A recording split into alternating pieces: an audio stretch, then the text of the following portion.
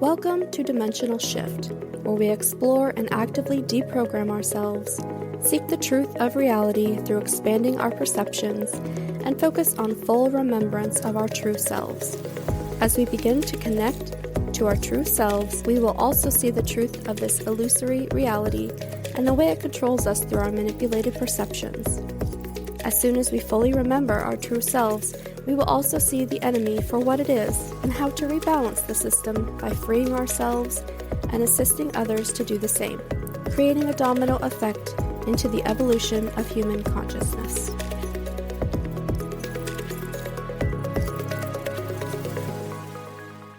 One of the first posts I made as Dimensional Shifter on Twitter, which I don't actually use anymore, really, is, in case you haven't noticed yet, the most sought after and highly prized resource on this planet is emotional labor. The emotional energy they drain from you is feeding the system we came to dismantle. Man, if that doesn't feel yucky, I don't know what will. To think that all of the energy and time and attention and emotional input I've given to the news, to social media, to all of the conspiracy theories and this person, that person, the talking heads, that it's just been feeding the system that I hate so much really makes me ill. It makes me physically ill. So first, let's talk about the system. What is the system? I think of the system partly as Agent Smith from The Matrix, the beings and the people who keep the status quo, even though the status quo is very harmful to most people. But I also think the system is the collective agreements or the collective consciousness that is keeping those things in place as well. Yes, we have people like Bezos keeping people down, underpaying wages, taking too much money despite the fact that there's no way he can ever spend that much.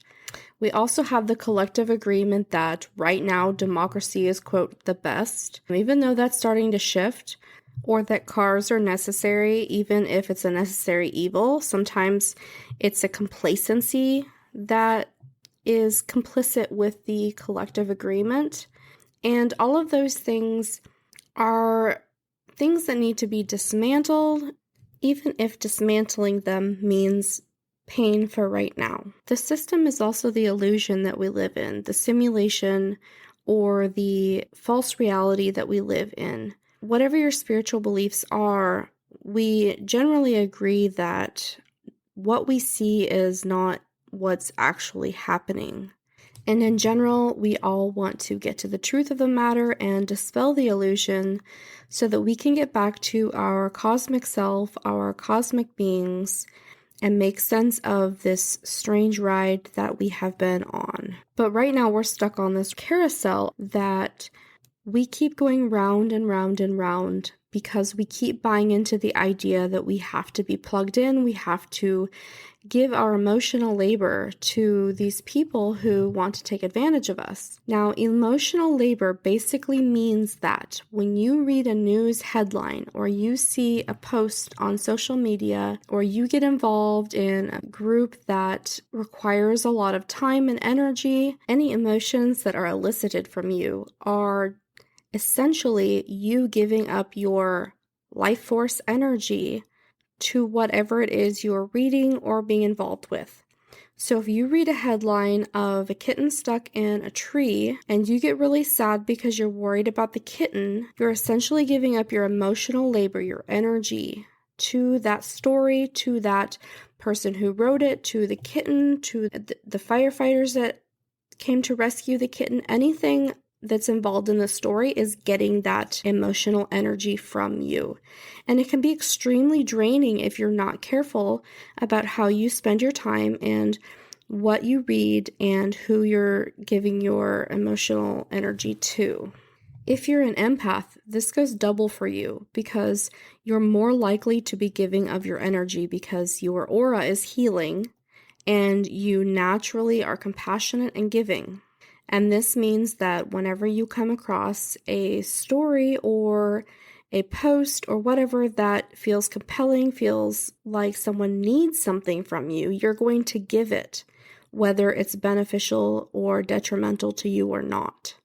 The ways they use this energy varies, but most of the time it's feeding it back into the system, meaning they're using it to compel other people to give their energy.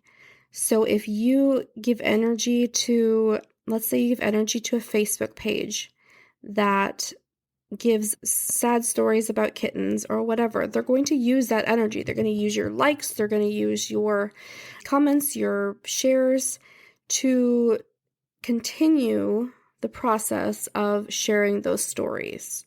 The same is true for news stories, the same is true for Instagrams, anything like that. It all feeds into itself. Now, the important thing to understand is that it doesn't just feed into itself. Let's say you perpetually read the news and it's always bad news. And this takes a toll on your mental health. And so you seek a doctor and you get some medication for that. And now I'm not knocking pharmaceuticals in general, especially for mental health, but the system of the news is feeding into the pharmacy system now. It becomes more widespread. At first, I always thought it was self-perpetuating, which it is, but it's not just self-perpetuating, it perpetuates other parts of the system as well. The question is, why is it the most sought-after commodity on Earth right now? And that's because there are a lot of spiritual battles going on that we are only partially aware of. And of course, anywhere our energy goes, anywhere our attention goes, money follows. And we all know that money makes the world go round right now. So if they can compel us to interact, if they can compel us to give up that emotional energy, then they can wreak havoc on our psychology and cause us to do a lot of other things that we would not normally do. But I also maintain that emotional energy is going to be the free energy, or is the free energy that we have not yet tapped into. The beings that are running the system are aware that our emotional energy is one of the most potent and renewable resources we have right now. The human body is basically a biological AI, and because of that, we are an extremely renewable resource. And emotional energy is actually quite easy to evoke. This emotional energy is fueling a lot of the spiritual battles that are going on right now here and in Orion and some of the great galactic wars. Being able to control this type of fuel, if you want to call it that, gives them a lot of power, and it gives them a lot of power over us, especially when we are very unconscious beings, subconscious beings who are not able to control our emotions well. And most of us just kind of go around in a dissociative state, living through these emotions that are being pulled out of us. So if you're looking to, and I hope you are, if you're looking to take back control, the best thing you can do is monitor your use of devices, spend time doing things you love, spend time with people you love, becoming a conscious being, and get outside into nature, which is, I know, kind of cliche, but in nature they can't elicit those emotions from you, and if they do, they can't, quote, harvest it. It's kind of a gross word to use when you're thinking about yourself or other people, but that's essentially what they're doing. They're harvesting our emotional energy. Those are the best ways to build yourself up and prevent them from being able to pull that energy from you. So if you see in the Matrix, this is the point where Neo unplugs himself and goes through the portal to outside of the Matrix, and that's kind of what we're doing. That's the process. We're saying we are not going to be your batteries anymore, and we are kind of ejecting ourselves from that system. If you found this episode helpful or insightful, please share it with a friend and leave a review or comment. Make sure to subscribe so you never miss an episode. I host twice weekly open discussions on the podcast topic on our Discord server. If you'd like to join, head to dimensionalshifter.com/Discord. If you're on Reddit, come join the subreddit r/Dimensional Shifters or send me a DM. My username is Dimensional Shifter. Keep deprogramming, keep connecting, keep listening to your intuition. This is it. This is what we've been searching for our whole lives. Connection to our true selves.